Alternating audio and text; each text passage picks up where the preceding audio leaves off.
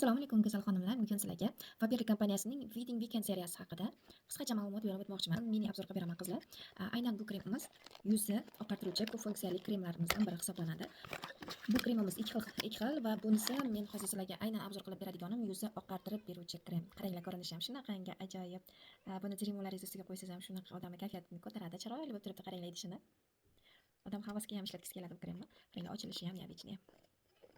Mana, tadam. Qopqog'ini qaranglar. Menga bitta krem bering, shuni ishlatganda oppoq qiz bo'lib oladi degan qizlarimiz bor. Mana.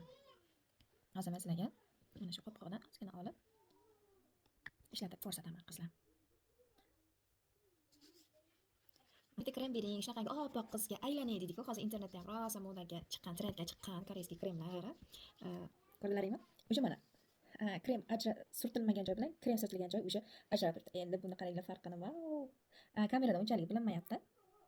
Mana krem surtilmagan qo'l hamda krem surtilgan qo'l. Bu kremimizni bemalol makiyajdan oldin baza qilib ishlatsalaring ham bo'ladi. Bu kremimiz ko'p funksiyali kremlardan hisoblanadi. Baza o'rnida ham ishlatilinishi mumkin. Kun bo'yi turadi qizlar.